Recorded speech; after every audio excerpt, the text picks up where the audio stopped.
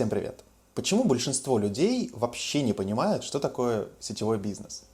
Есть темы, которые люди ненавидят еще до того, как попробуют в них разобраться. И сетевой бизнес – одна из таких тем. Вы знаете, у огромного количества людей на него уже есть готовая реакция. Причем еще до того, как они вообще попытались разобраться, о чем речь. То есть человек слышит слова «сетевой бизнес» и все. У него сразу в голове включается один и тот же набор ассоциаций. Какие-то навязчивые сообщения, там, может быть, странные созвоны, или люди, которые слишком громко говорили про какую-то там свободу, про мышление, новую жизнь. Но при этом эти же самые люди очень редко могут нормальным языком объяснить простую вещь. А в чем вообще сама модель сетевого? И вот в этом, мне кажется, вся проблема. Потому что про сетевой почти никогда не говорят нормально, по-взрослому, без какой-то дешевой мотивации. Но сам по себе сетевой бизнес не является ни какой-то волшебной кнопкой, ни автоматически каким-то злом. Это просто модель. Обычная бизнес-модель. Да, у нее есть свои плюсы, свои минусы, свои сильные стороны, свои риски. Но проблема в том, что большинство людей оценивают не саму модель, а тот какой-то кривой опыт, который однажды им попался. И вот это важно, потому что очень часто человек говорит: да, я знаю, что такое сетевой. А когда начинаешь копать, оказывается, что его знание – это просто какая-то история, возможно, даже не его, про то, как ему когда-то писал знакомый, начал что-то странно предлагать, давить, обещать, слишком много уходить от конкретики. И после этого человек сделал вывод обо всей сфере целиком. Но это нелогично. Это все равно, что один раз попасть в какой-нибудь плохой ресторан, где тебе нахамил официант, принесли какое-нибудь холодное блюдо и вообще забыли половину заказа, а потом включили его в счет, и после этого человек такой говорит: ну все, я понял, что такое ресторанный бизнес. Да нет, нифига ты не понял.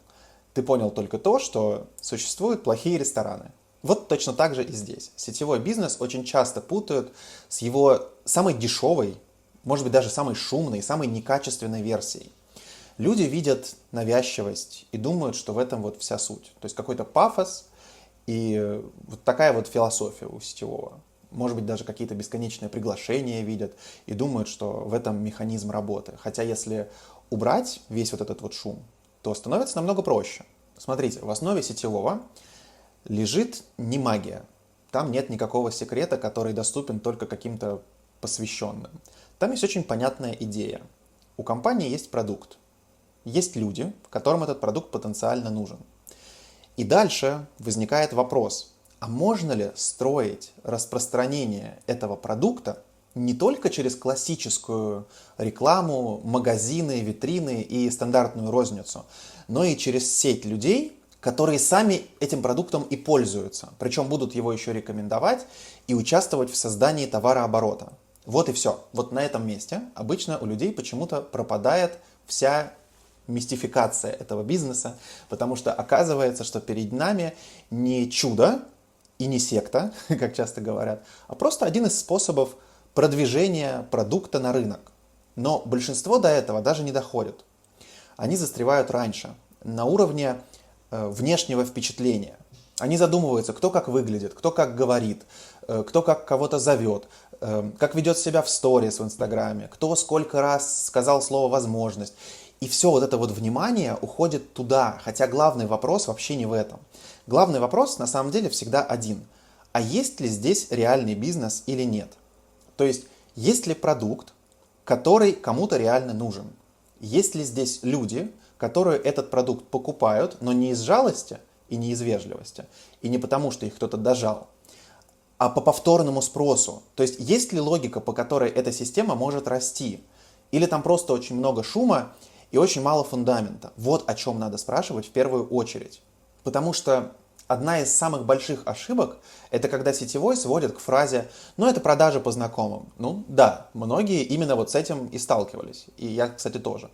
Им говорили: составь список друзей, напиши родственникам, позвони своим знакомым, пригласи троих, потом пусть каждый из них тоже пригласит троих, и вот якобы вот в этом вот вся суть. Но нет.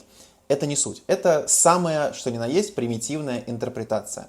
Потому что если модель строится только на том, что ты дергаешь своих знакомых, пытаешься им что-то продать и потом надеешься, что это куда-то вырастет, то это не бизнес, это хаос. Причем этот хаос, который притворяется бизнесом. Настоящая модель начинается в совершенно другом месте. Она начинается там, где есть продукт, который действительно способен удерживать спрос. Там, где человек покупает не один раз на попробовать, а потом возвращается снова, потому что этот продукт ему понравился. Для меня показатель силы продукта в реальном поведении людей.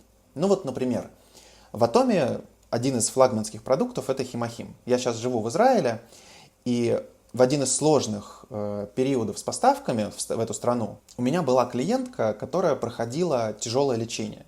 И для нее было принципиально важно получить Химохим повторно. И когда возник риск задержки, мы всей командой искали возможность решить этот вопрос. И вот это для меня и есть главный критерий. То есть сильный продукт – это не тот, который можно красиво продать один раз. Сильный продукт – это тот, за которым человек возвращается сам, потому что без этого продукта, без повторного спроса и без ценности для клиента никакая партнерская модель долго не выживет.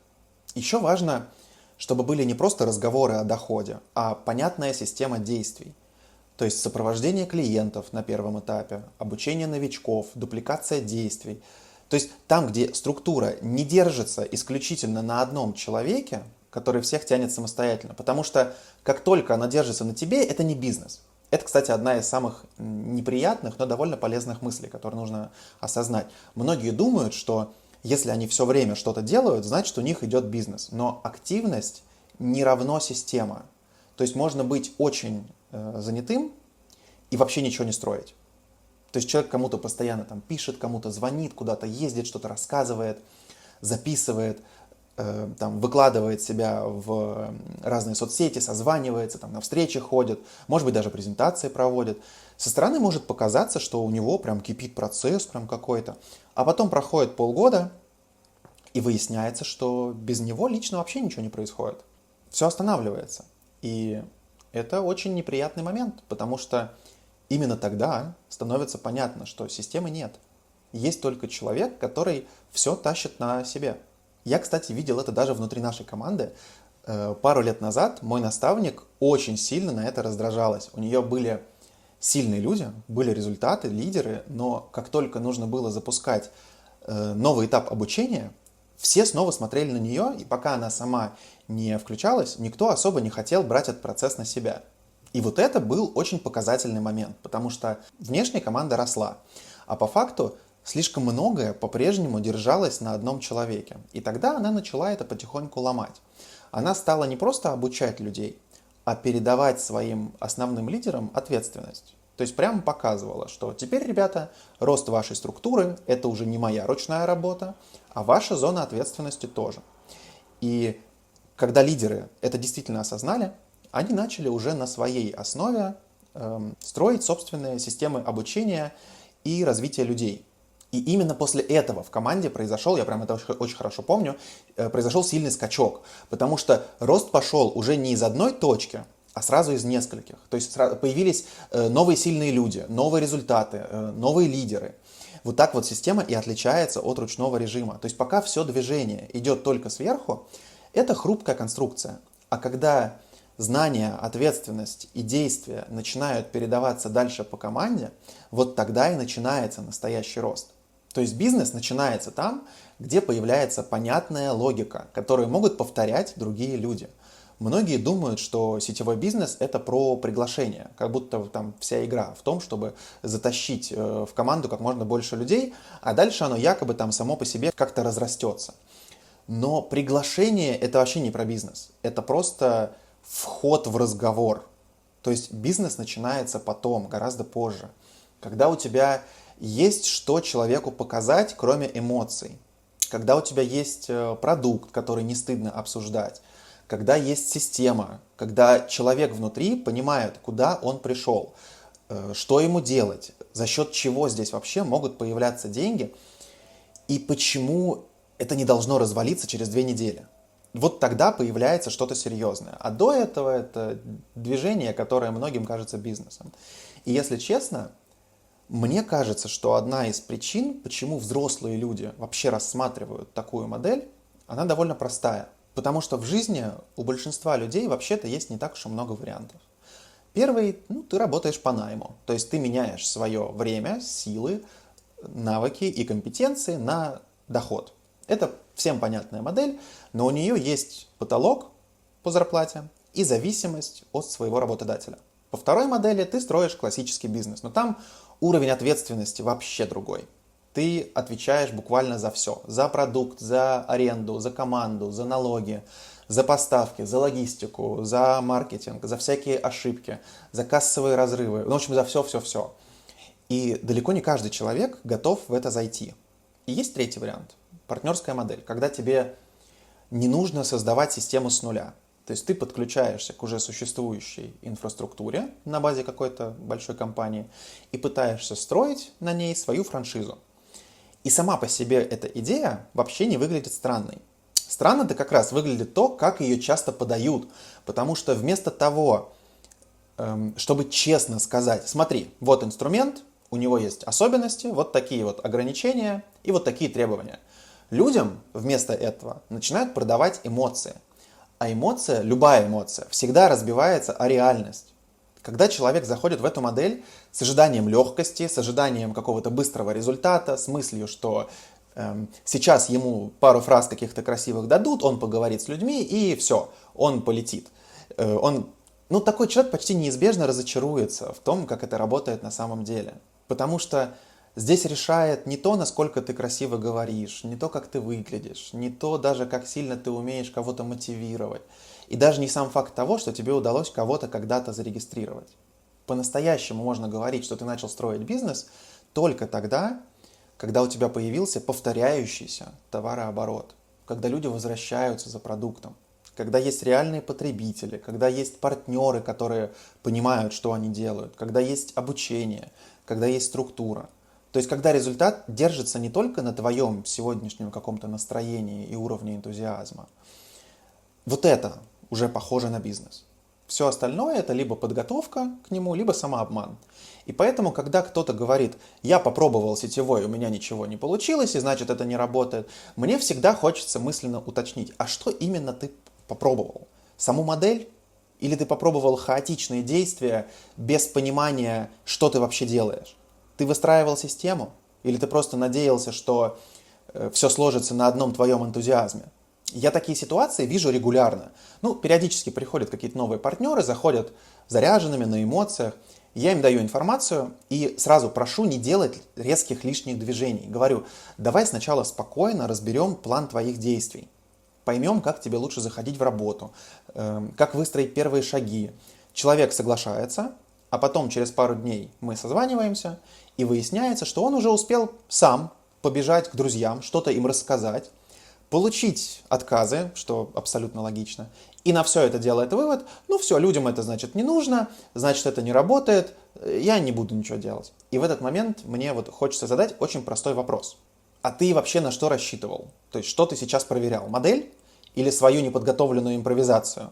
Потому что огромное количество людей разочаровываются не в сетевом бизнесе как таковом, они разочаровываются в собственных хаотичных действиях, которые изначально не были системой. Большинство людей не зарабатывают в сетевом только потому, что на рынке много слабых реализаций. Но это правда, их действительно много. Но еще и потому, что сами заходят в эту модель незрело. Они какого-то чуда ждут. Им кажется, что главное мотивироваться, вдохновиться, поверить в себя, начать всем активно рассказывать и не сомневаться. А дальше результат придет якобы автоматически. Вообще я тоже такой был, конечно, когда я только пришел, но это не так. Взрослые модели так не работают. Здесь нужно уметь разговаривать с людьми. Нужно уметь объяснять сложные вещи простым языком, что, кстати, мне особенно тяжело. Нужно выдерживать отказы и не ломаться после первых «нет». Нужно не тащить всех подряд, нужно понимать, кому эта модель подходит, а кому нет. Нужно уметь обучать, нужно уметь повторять действия не 3 дня на эмоциях, а долго и стабильно. И главное, нужно строить не на внутреннем каком-то своем побуждении, а на системе, потому что энтузиазм у вас закончится быстро, это я вас уверяю. А система, она либо есть, либо нет. И, конечно, невозможно говорить про сетевой бизнес и не затронуть тему пирамид. Это просто у каждого второго. потому что для многих людей это почти одно и то же. Такое сравнение, давайте по-честному, появилось не на пустом месте, потому что на рынке действительно хватает историй, где продукт либо откровенно слабый, ну, либо вообще нужен только для прикрытия, где все держится не на спросе, а на каком-то постоянном притоке новых людей, где тебе продают не товар, а вот как это было-то, вот меня однажды пытались переманить, типа какой-то вход в уникальный клуб. И вот здесь очень важно уметь отделять котлеты от мух. У нормального бизнеса всегда есть продукт, есть реальный потребитель, которому этот продукт нужен, и понятная экономика. То есть как донести продукт до потребителя. Если деньги в системе появляются в основном потому, что постоянно приходят новые участники, с которых требуют членские взносы, еще что-то, ну то есть в основном именно деньги, а потом продукт, а продукт там это просто декорация, ну это red flag. Если продукт никто не хочет покупать, если его рассматривать отдельно от бизнеса, вот это тоже второй жирный минус. То есть продукт не должен быть всегда связан с бизнесом. Если вы вынуждены покупать только для того, чтобы сохранить какой-то статус или место в структуре, это тоже плохо. Это уже такая серая линия, но это тоже плохо. Если вся логика сводится к бесконечному привлечению новых людей, а не к реальному спросу на продукт, это еще один red flag. Но потому что здоровая модель должна держаться на естественном движении продукта, то есть на потреблении, на его повторном спросе, потому что он реально нужен людям, а не на постоянной подпитке новыми людьми, которых надо срочно завести в систему. И именно поэтому взрослый разговор о сетевом должен начинаться вообще не с доходов, не с чеков и не с красивых историй. Взрослый разговор должен начинаться с очень конкретных вопросов. Что за продукт в компании? Кто его реально покупает? Почему его покупают снова? Есть ли на него спрос сам по себе, если вообще убрать тему бизнеса из компании? И на чем в действительности держится вся эта конструкция? Потому что пока у тебя нет ответов на вот эти вопросы, все разговоры о вот этих всех возможностях, доходах и перспективах, забудьте про них. Вот пусть они повиснут в воздухе, пока вам на эти вопросы не ответили. Я это очень хорошо понял в начале своего пути. Меня тогда не раз пытались увести в другие сетевые проекты, и почти всегда все начиналось одинаково. Мне предлагали, сравнивали, в общем, нашу компанию с другой, говорили, что да у нас быстрее, у нас быстрый вход, быстрый рост, у вас там слишком долго, а у нас все просто. Но когда я начинал задавать вот эти все базовые вопросы, разговор очень быстро становился каким-то мутным. И там все сводилось к тому, что нужно занести какую-то крупную сумму на вход и дальше активно тащить людей в систему. И в этот момент для меня уже это был не вопрос перспективы, а вопрос качества самой модели. Ну, то есть мне сразу становилось все понятно, потому что я могу отделить сетевой от бреда. Потому что если конструкция держится в первую очередь на деньгах от новых людей, а не на продукте и спросе на него, но это уже нелегальный бизнес. Слава богу, я таких видел по ходу своей жизни довольно много. И они, как правило, живут 2-3 года, и потом такие компании закрываются. Были и другие ситуации, когда вроде бы компания сама по себе была неплохая, но человек, который пытался меня туда позвать, постоянно уходил от неудобных вопросов, которые я задавал. И для меня это тоже важный маркер, потому что в сильной модели тебе не нужно прятаться от конкретики. То есть на любые неудобные вопросы человек не должен раздражаться, спокойно отвечать, потому что взаимоотношения строятся на доверии. Мне кажется, это вообще один из самых важных фильтров. Если тебе показывают в основном эмоцию, а на конкретный вопрос отвечают как-то расплывчато, уходят от сути или вообще начинают раздражаться, но это практически всегда тревожный сигнал, потому что перед тобой либо непрозрачная система, но либо человек, который сам не до конца понимает вообще, что он предлагает. И это тоже важно, потому что в сетевом ты выбираешь не только компанию, ты еще и выбираешь, с кем именно идешь рядом, у кого ты будешь учиться, и чью модель поведения ты потом будешь на себя перенимать. И отсюда очень плавно вытекает следующий признак слабой системы – это необходимость постоянно давить на людей. Если тебе нужно человека дожимать, уговаривать, скрывать какие-то неудобные детали, обещать больше, чем есть на самом деле, подменять ясность эмоций и продавливать решения психологически, это очень плохой знак. Потому что сильная модель не требует такого поведения. В хорошей компании нет необходимости лгать или давить. нет необходимости устраивать эмоциональную атаку на человека. Я это, кстати, тоже видел, причем даже на практике. Примерно полгода назад на руководителей образовательных центров Атоми была целая волна очень агрессивных звонков и попыток переманивания. То есть прям вот людей в рангах. Людям звонили, назначали встречи, рассказывали, что у них там якобы все намного лучше, и что Атоми скоро закончится, и что они прямо сейчас вот там уведут за собой целые структуры. И по стилю это выглядело так, будто это какой-то привет из 90-х, где главное не объяснить, а вот надавить. И это очень показательно, потому что когда модель действительно сильная, ей не нужно заходить в жизнь людей через давление, угрозы или даже манипуляции. То есть в нормальной компании все устроено иначе. Ты можешь спокойно рассказать, вот что за модель, вот как она работает, вот в чем ее плюсы, вот такие вот у нее ограничения, вот она кому подходит и вот кому нет. И дальше взрослый человек принимает решение сам. Вот это уже похоже на честный подход. На то, что вообще можно даже уважать. Если собрать все это в одну главную мысль, то она, наверное, будет очень простой. Сетевой бизнес – это не про продажи как таковые. Продажи там, конечно, есть, но суть не в том, чтобы бесконечно кому-то что-то впаривать. Суть в том, чтобы выстроить систему распространения продукта через сеть потребителей и партнеров. И сделать так, чтобы со временем это работало шире, а не только за счет твоих личных усилий. Вот это ключевой момент. Если без тебя все встает, перестает работать, ну ты не построил бизнес. Бизнес начинается там, где сначала ты сам много делаешь руками, потом ты выстраиваешь простую, понятную модель действий, потом обучаешь других, и эти действия начинают повторяться уже без полного контроля с твоей стороны. И в какой-то момент у тебя появляется не просто активность, а структура с повторяющимся товарооборотом. И вот этого большинство людей вообще не видят. Они смотрят на сетевой как на какой-то набор действий. Написать, позвонить, пригласить, показать, зарегистрировать. Ну, блин, это только поверхность. А в глубине вопрос, ну, по факту один. Есть ли здесь что-то устойчивое, что способно расти как система? И вот теперь, я надеюсь, мне кажется, становится понятно, почему большинство людей вообще не понимают, что такое сетевой бизнес. Потому что они почти всегда сталкиваются не с устойчивой бизнес-моделью, а с пародией на нее. Они видят навязчивость, пафос, агрессивный рекрутинг вместо реально действующей экономики. Видят обещания вместо нормального объяснения, а потом делают вывод, ну, обо всей сфере целиком. Хотя если убрать все лишнее, сетевой это просто одна из моделей бизнеса. Она не для всех, ни разу не быстрая, нифига не легкая, но реальная. Поэтому, когда вы в следующий раз услышите слова «сетевой бизнес», не спешите ни восхищаться, ни плеваться. Сначала посмотрите, что именно перед вами. Реальная модель с продуктом, каким-то повторным спросом и с хорошей выстроенной системой. Или это просто шумная имитация бизнеса, где много громких слов. Потому что вот тут и проходит настоящая граница. До встречи.